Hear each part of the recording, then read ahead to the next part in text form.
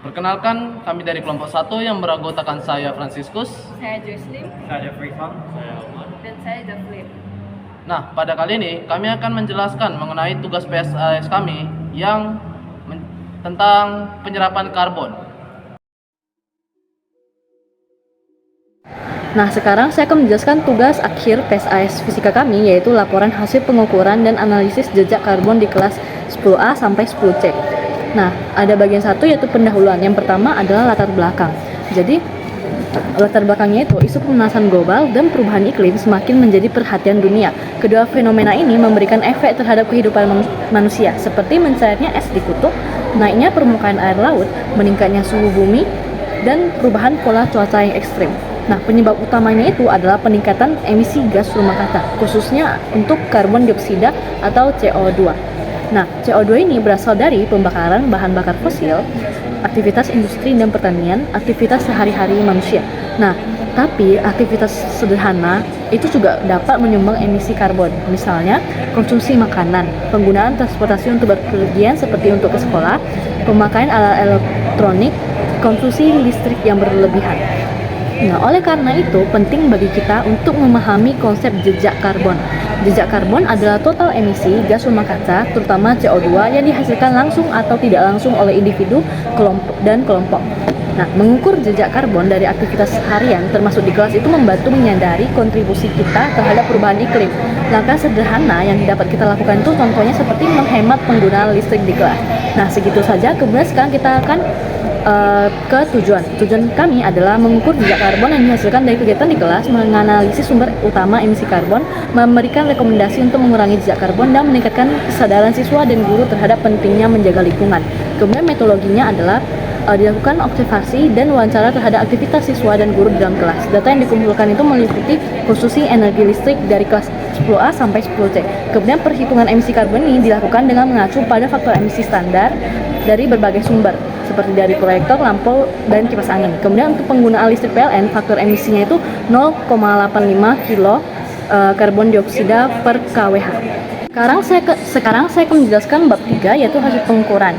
Data yang kami kumpulkan yaitu konsumsi energi listrik dari tiga kelas, yaitu yang pertama kelas 10A. Jadi perangkat yang digunakan itu adalah lampu 4 buah, masing-masing buah 30 watt, kipas angin 3 buah, masing-masing kipas angin itu ada 200 watt, proyektor 1 buah 500 watt. Nah, lampu itu dinyalakan 6 jam per hari atau 20 hari per bulan. Energinya berarti 4 kali 30 watt, 120 kali 6 jam kali 20 hari. Berarti 120 kali 120 sama dengan 14.400 Wh atau 14,4 kWh. Nah, kipas angin dinyalakan 7 jam per hari, 20 hari per bulan, berarti energinya itu 600 watt kali 7 jam kali 20 hari sama dengan 40.000 Wh atau 84 kWh. Proyektor 1 buah 500 watt dinyalakan 5 jam per hari, 20 hari per bulan, berarti 1 kali 500 watt 500 watt kali 5 jam kali 20 hari berarti 100. Nah, berarti ada 50.000 Wh atau 50 kWh. Nah, total konsumsi listriknya yaitu 14,4 tambah 84 tambah 50 sama dengan 148,4 kWh per bulan. Jejak karbon listriknya tadi faktor emisi listrik PLN itu ada 0,85. Nah, berarti jejak karbon listriknya itu 148,4 kali 0,85 sama dengan 126,14 kg karbon dioksida per bulan.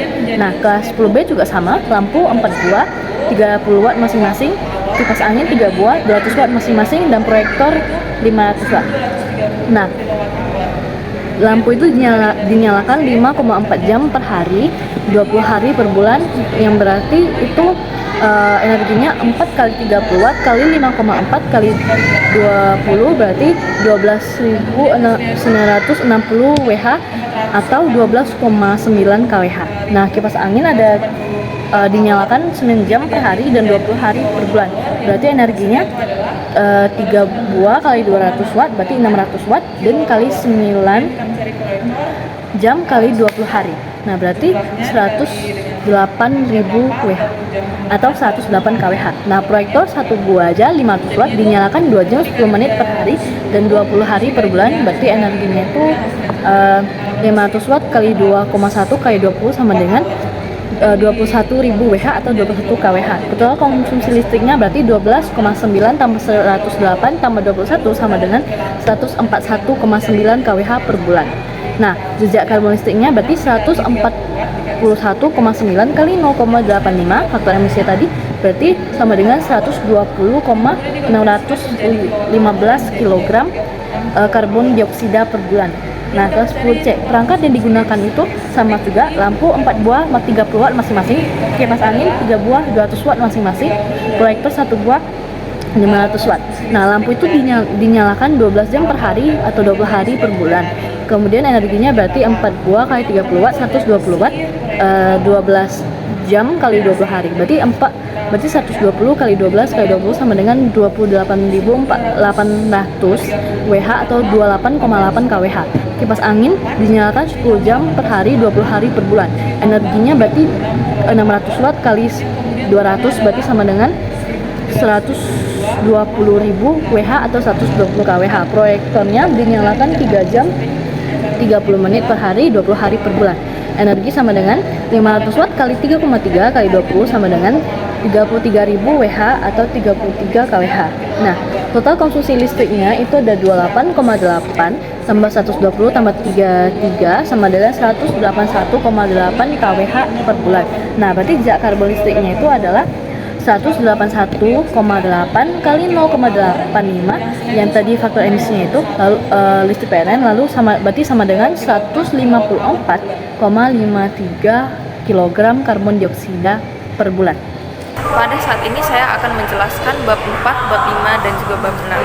Jadi untuk bab 4 yaitu adalah total jejak karbon bulanan. Jadi di sini kami menjumlahkan emisi karbon dari setiap kelas, yaitu dari kelas 10A, 10B, dan juga 10C. Dan untuk hasil yang didapatkan yaitu sebanyak 400.285 kg CO2 per bulan. Lalu selanjutnya untuk bab 5 yaitu analisis perubahan jejak karbon. Yang pertama adalah sumber emisi terbesar. Jadi dari hasil pengolahan data yang sudah kami lakukan di ketiga kelas tersebut, di sini menunjukkan bahwa dari perangkat yang digunakan, penggunaan kipas angin itu menyumbang emisi karbon yang paling besar. Tetapi jika dilakukan perbandingan dari kelas 10A sampai 10C, kelas menyumbang emisi karbon terbesar adalah kelas 10C, yaitu dengan jumlah jejak karbon sebesar 154,53 kg CO2 per bulan. Lalu yang kedua adalah efisiensi energi. Jadi berdasarkan hasil data dari ketiga kelas, penyumbang konsumsi tertinggi di semua kelas adalah kipas angin.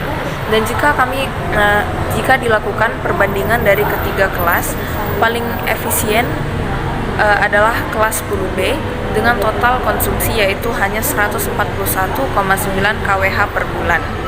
Meskipun penggunaan kipas cukup tinggi, namun efisiensi lampu dan juga proyektor itu sangat baik.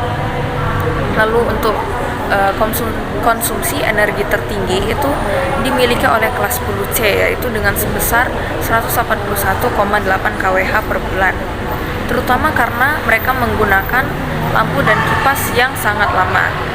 Baik, selanjutnya adalah bab 5, yaitu rekomendasi pengurangan jejak karbon.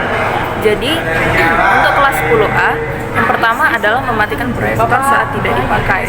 Lalu yang kedua adalah membatasi penggunaan kipas angin agar tidak menyala terus. Lalu yang ketiga adalah mematikan lampu dan kipas saat tidak digunakan, apalagi saat di jam istirahat dan juga di jam kosong. Lalu untuk kelas 10B, yang pertama adalah turunkan penggunaan kipas. Lalu yang kedua, meningkatkan sirkulasi udara alami seperti membuka jendela. Lalu yang ketiga adalah tetap jaga efisiensi lampu dan proyektor yang sudah baik. Jadi untuk kelas 10C, yang pertama adalah mengurangi waktu nyalanya lampu, terutama jika cahaya alami sudah cukup. Lalu yang kedua adalah memperbanyak menggunakan cahaya alami seperti cahaya matahari melalui jendela. Lalu yang ketiga adalah membatasi penggunaan kipas di kelas. Lalu selanjutnya untuk bab 6 yaitu penutup. Jadi kesimpulan yang kami dapat dari tugas ini yang pertama adalah efisiensi penggunaan energi sangat berpengaruh terhadap besarnya jejak karbon yang dihasilkan. Dan juga kelas 10C menjadi konsumsi tertinggi, sedangkan 10B menjadi yang paling efisien. Lalu yang selanjutnya adalah refleksi. Jadi pengelolaan penggunaan perangkat listrik secara bijak itu menjadi langkah yang penting dalam menekan konsumsi energi dan juga mengurangi dampak lingkungan. Dan juga dengan menerapkan rekomendasi yang sudah diberikan, dengan ini sekolah dapat berkontribusi dalam menjaga lingkungan dan juga mewujudkan gaya hidup yang lebih berkelanjutan. Lalu, semoga upaya ini tidak hanya menjadi langkah teknis, tetapi juga dapat menjadi bagian dari pembentukan karakter peduli lingkungan bagi seluruh warga sekolah. Terima kasih.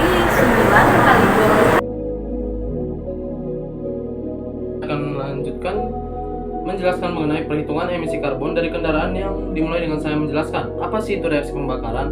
Nah, reaksi pembakaran adalah reaksi antara bahan yang mudah terbakar dengan pengoksidasi untuk menghasilkan produk yang teroksidasi. Pengoksidasi yang umum digunakan ialah oksigen. Salah satu contoh nyata dari reaksi pembakaran adalah pembakaran bahan bakar seperti bensin atau gas. Reaksi pembakaran terbagi dua, yaitu sempurna dan tidak sempurna. Dan saya akan menjelaskan berapa reaksi pembakaran dari Pertalite sempurna dan tidak sempurna, lalu Pertamax sempurna dan tidak sempurna. Yang pertama, Pertalite sempurna. dengan rumusan 2CH2 ditambah 25O2 menghasilkan 16CO2 ditambah 18H2O. Nah, 2 molekul senyawa oktana bereaksi dengan 25 molekul gas oksigen menghasilkan 16 molekul karbon dioksida serta 18 molekul air di dalam bentuk uap sebagai produk akhirnya. Dalam proses ini, senyawa C2H1A mengalami pembakaran sempurna, di mana pembakaran terjadi saat jumlah oksigen yang tersedia cukup untuk membakar seluruh bahan bakar. Seluruh nyawa oktana diubah menjadi karbon dioksida dan uap air tanpa menghasilkan karbon monoksida atau zat sisa lainnya. Lalu yang kedua, Pertalite tidak sempurna dengan rumusan 2C2H2 plus 19O2 menghasilkan 14CO plus 18H2O. Reaksi ini menunjukkan pembakaran tidak sempurna dari senyawa oktana merupakan salah satu komponen dalam bahan bakar Pertalite. Dalam kondisi ini, suplai oksigen yang tersedia tidak mencukupi untuk membakar bahan bakar sepenuhnya. Akibatnya menghasilkan uap air dan membentuk gas karbon monoksida, bukan karbon dioksida seperti pada pembakaran sempurna. Energi panas yang dihasilkan pun cenderung lebih rendah dibandingkan pembakaran yang sempurna. Dan juga gas buang yang dilepaskan lebih kotor, sehingga menjadi dampak negatif bagi kualitas udara kita. Lalu ada Pertamax.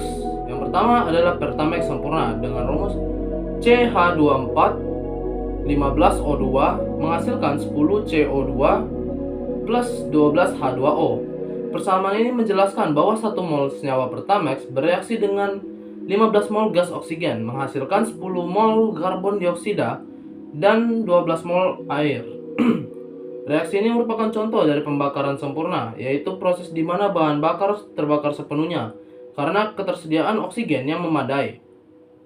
Hasil dari reaksi ini berupa panas dan cahaya, serta produk akhir yang bersih, yaitu seperti karbon dioksida, seperti Pertalite tadi. Lalu juga ada tidak sempurna. Pertamax tidak sempurna dengan rumus 2CH24 plus 25 menghasilkan 20CO plus 24H2O, menggambarkan pembakaran tidak sempurna. Komponen utama dalam bahan bakar tidak berlangsung secara menyeluruh. Akibatnya karbon tidak teroksidasi sempurna menjadi CO2, melainkan menjadi karbon monoksida, yaitu gas beracun yang bisa menjadi berbahaya bagi kesehatan kita. Baik, lalu kita lanjut ke perhitungan emisi karbon kendaraan. Jenis kendaraan yang kelompok kami gunakan, yaitu kelompok 1, ialah 2 mobil, 2 motor, dan 1 bus. Motor digunakan oleh De Vries dengan jarak tempuh 0,4 km. Dan juga emisi dapat dicari dengan mengalihkan jumlah emisi dengan jarak tempuh, yang mana jarak yang dipakai adalah jarak sekolah ke rumah, yaitu menjadi 0,20 dikali jarak tempuh. Yang Yang kedua, motor digunakan oleh Joyce dengan jarak tempuh 0,45 km yang menghasilkan 0,09 CO2 km. Bus digunakan oleh saya Franciscus dengan jarak tempuhnya 17 km menghasilkan emisi 3,4 CO2 km. Mobil digunakan oleh Jave dengan jarak tempuh 7 km menghasilkan 1,4 CO2 km. Mobil juga digunakan oleh Elmer dengan jarak tempuh 6 km menghasilkan emisi 1,2 CO2 per kilometer. Nah, total emisi dari semua anggota kelompok 1 ialah 6,17 CO2 per kilometer. Baik. Dari penelitian kami hitung ini, perhitungan emisi dari kendaraan menunjukkan bahwa kendaraan bermotor merupakan salah satu sumber emisi gas rumah kaca dan polusi udara yang signifikan. Emisi yang dihasilkan bisa berdampak negatif pada lingkungan dan kesehatan manusia. Saran dari kelompok kami yaitu yang pertama, mempertimbangkan untuk menggunakan transportasi umum atau bersepeda sebagai alternatif untuk mengurangi ketergantungan pada kendaraan pribadi seperti mobil dan motor itu ya. Lalu juga gunakan kendaraan yang lebih ramah lingkungan seperti kendaraan berlistrik atau hybrid, atau juga bisa diganti dengan jalan kaki. Sekian dari saya untuk pembahasan mata pelajaran kimia. Terima kasih.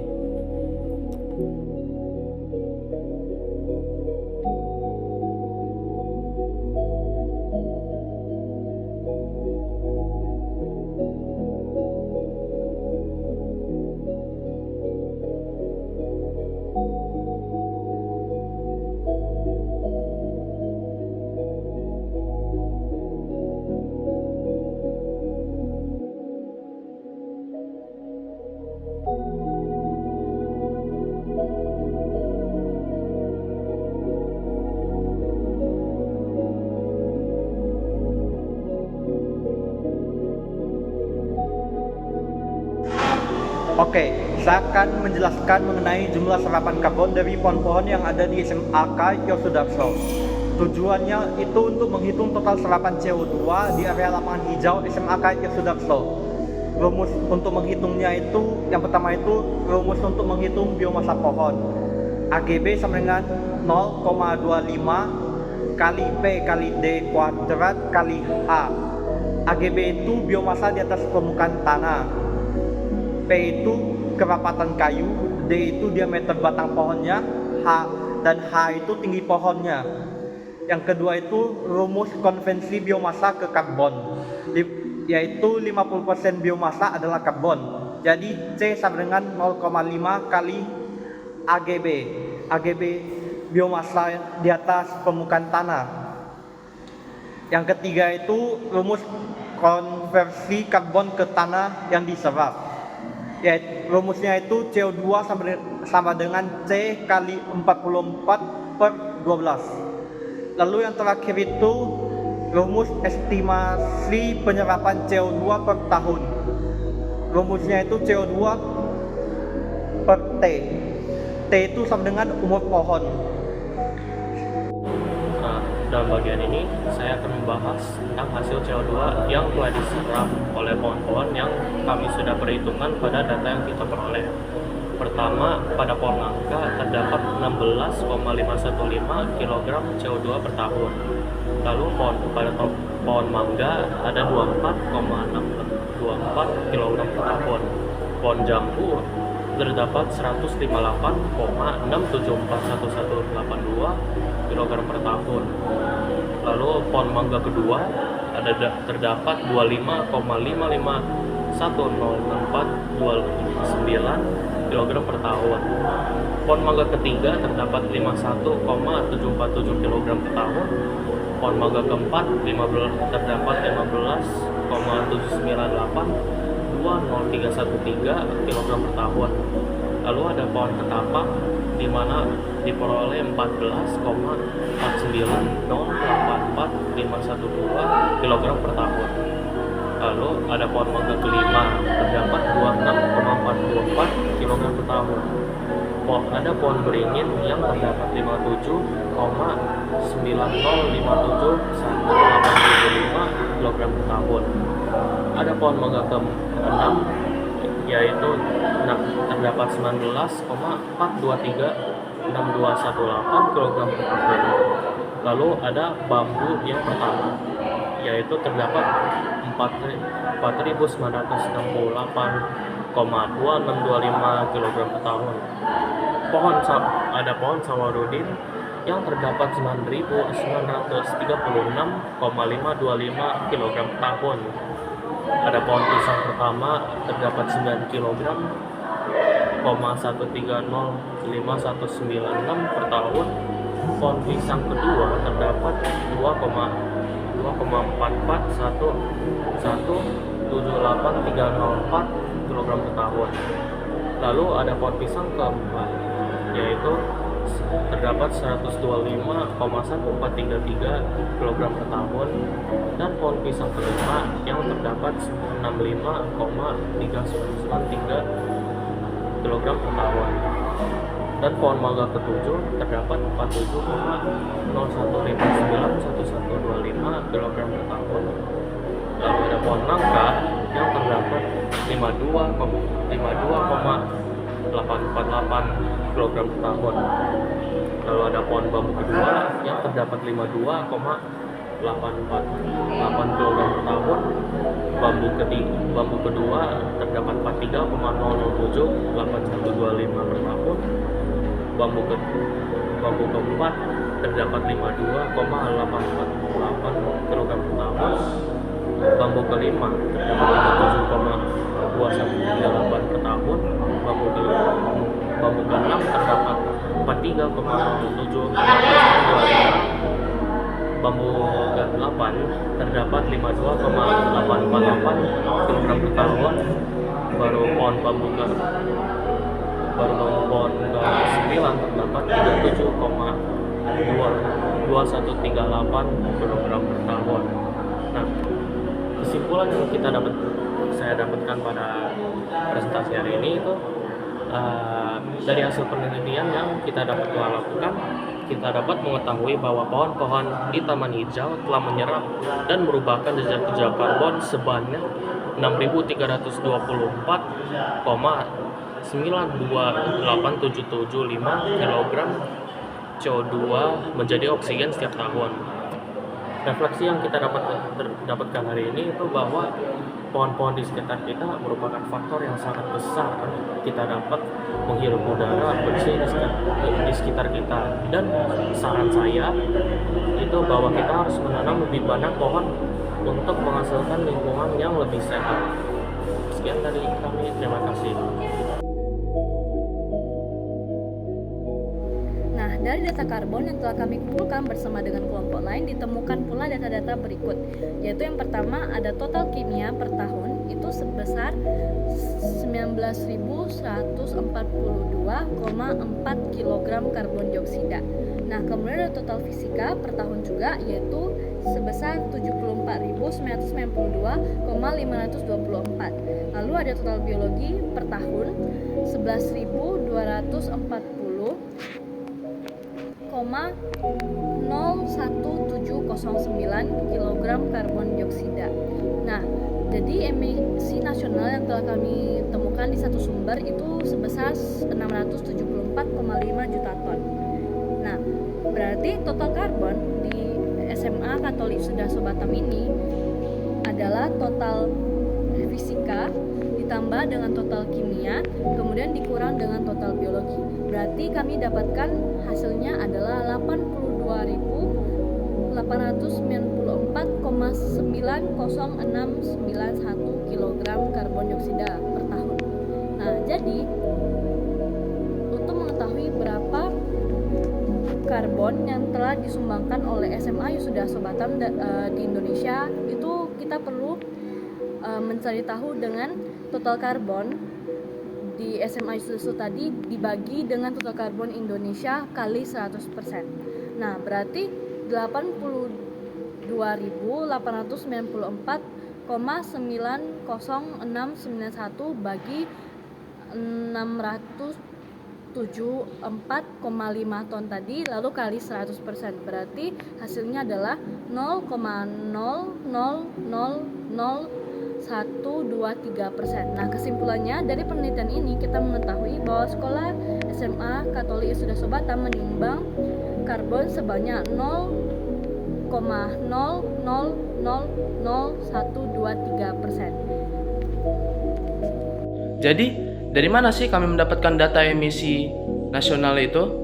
Nah, kami dapat data emisi nasional itu dari website ini. Nah, link website ini akan saya taruh di kolom deskripsi. Saya akan menceritakan beberapa kendala yang kami hadapi. Nah, kendala yang pertama yaitu sulitnya mengukur tinggi dari pohon. Dikarenakan tinggi dari pohon kami itu sangatlah tinggi dan juga kami tidak memiliki device apapun untuk dapat mengukur pohon itu. Bahkan kami kalau menggunakan aplikasinya, kami pun tidak bisa untuk meminjam HP teman lain saat mengukur pohon, itu pun sangat sulit karena mereka tidak meminjamnya. Dan bahkan kami harus menanyakan beberapa kelas yang sesuai kelompok dengan kami, yaitu kelompok 1, untuk mendapatkan hasil tinggi dari pohon itu. Yang kedua itu kesalahan perhitungan pada data kimia, data biologi. Karena bagaimana ya? Saya lupa mengubah diameter yang awalnya sentimeter menjadi meter, sehingga kami mendapatkan hasil yang tidak masuk akal di biologi itu. Itu saja sih kendala dari kami. Dan juga itu saja presentasi dari kami. Mohon maaf jika ada salah kata. Silahkan beri kritik dan saran bila ada. Sekian, terima kasih.